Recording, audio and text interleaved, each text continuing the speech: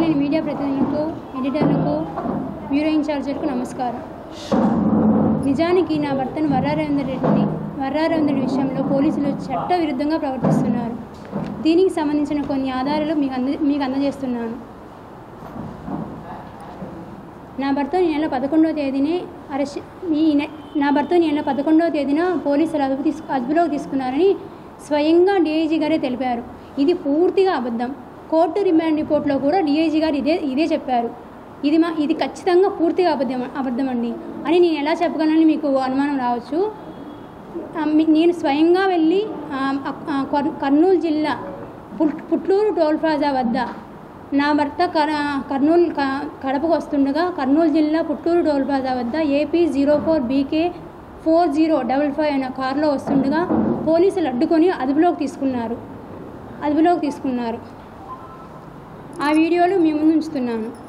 November 8వ తారీఖున అదుపులోకి తీసుకున్నారు. నవంబర్ 12వ తేదీన మేజిస్ట్రేట్ గారి ముందు హాజరుపరిచారు. ఈ 3 రోజులు నా భర్తను చిత్రహింసలు గురి చేశారు. ఈ 3.5 రోజుల పాటు నా భర్తను చిత్రహింసలు గురి చేసి తప్పుడు వాంగ్మూలం తీసుకొని నా భర్తను చాలా చిత్రహింసలు గురి చేసి తప్పుడు వాంగ్మూలం తీసుకొని వాళ్ళకు అనుగుణంగా డీఐజీ గారు వాంగ్మూలం తీసుకున్నారండి.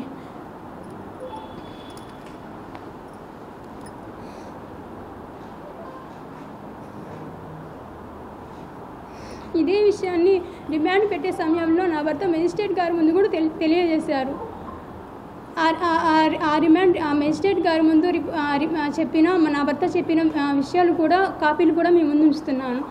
నా భర్త విషయంలో జరిగిన అన్యాయాన్ని మీ ద్వారా గౌరవ న్యాయ చట్టానికి ప్రజలకు తెలియజేయాలని కోరుకుంటున్నాను. వర్రా కళ్యాణి. మా వారిని అరెస్ట్ చేసే ముందు కూడా ఎవరు అనేది వీళ్ళు అక్కడ నిలిపి ముగ్గురిని ఫోటోలు తీసుకొని నా భర్తని వాళ్ళ సెల్లుల్లో అందరికీ వాళ్ళ పోలీస్ అధికారులకు అందరికీ పంపించుకొని నా వర్రా రవీంద్ర రెడ్డి అని కన్ఫర్మ్ చేసుకున్న తర్వాత పుల్లూరు టోల్ ప్లాజా దగ్గర అరెస్ట్ చేసి అక్కడి నుంచి మార్కాపురం తీసుకెళ్లారంటండి. మార్కాపురం అది వీళ్ళు ఎలా చెప్తున్నారంటే వీళ్ళకి కొంచెం దూరం వరకు ఏమి కవర్ చేయకుండా తీసుకెళ్లారంట. అక్కడ తీసుకెళ్ళాక కొంచెం వీళ్ళకి తెలిసిపోద్ది మనం ఎక్కడ తీసుకెళ్తున్న విషయం తెలిసిపోద్ది అనే తర్వాత ముగ్గురికి మాస్కులు వేసి తీసుకెళ్ళి అక్కడిక్కడ చాలా చోట్ల తిప్పారంటండి. అది ఎక్కడనేది వాళ్ళకి కూడా ఐడియా లేదు. ఆ తీసుకెళ్ళిన రోజు అది ఫ్రైడే ఆర్ సాటర్డే తీసుకెళ్ళిన రోజు మాత్రం మా ఆయన చాలా చిత్రహింసలు పెట్టారండి. పక్కనున్న మా వారితో పాటు ఉన్న ఇద్దరు వాళ్ళ ఫ్రెండ్స్ చెప్తున్నారు, మీ వర్రాన్ని కొడుతుంటే ఎక్కడ వాడు చచ్చిపోతాడు అన్నట్టుగా మేము భయపడామమ్మ, అలాగే హింసించాడు మీ రవిని అని వాళ్ళే స్వయంగా చెప్తున్నారండి. అలా మేమైతే అతన్ని ఏం చేస్తారో అనుకున్నామమ్మా, మేము చెప్పింది నువ్వు ఒప్పుకోకుంటే నేను ఎన్కౌంటర్ నీతో పాటు మీ ఫ్రెండ్స్ని కూడా ఎన్కౌంటర్ చేస్తారు అని భయపించి మరీ చెప్పించుకున్నారంటండి. ఇది జరిగిందండి. ఇది పోలీసులే చాలా అసలు కక్ష పార్టీ చర్యలు తీసుకుంటున్నారు ఈ పోలీసులు. మరి ఈ కూటమి ప్రభుత్వం ఏం చేస్తుందో తెలియదు, పోలీసులు ఏం చేస్తున్నారో తెలియదండి. మా ఆయనకి మాత్రం ఎలాంటి అన్యాయం జరగకూడదని మీ ద్వారా కోరుకుంటున్నానండి. ఇక్కడ అరికాల్లో కొట్టారు, మోకాల మీద కొట్టారు, స్వయంగా నాకు చూపించాడండి. మొన్న వెళ్ళినప్పుడు ఆయన చూపించాడు, ఇదిగో చూడు ఇలా కొట్టారు. నేనైతే భయపడ్డాను.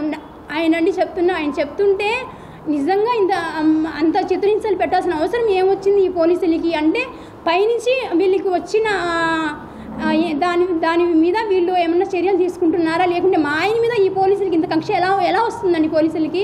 పైనుంచి వాళ్ళ హోమ్ మినిస్టర్ గారు కానీ లేదా డిప్యూటీ సీఎం గారు కానీ చంద్రబాబు నాయుడు కానీ చెప్తేనే కదండి వీళ్ళకు ఇంత పోలీసులు చేయగలరు, లేకుంటే పోలీసులు అనేది స్వయంగా అలా చేయలేరండి. వాళ్ళకే మా ఆయన మీద కక్ష ఉండదు.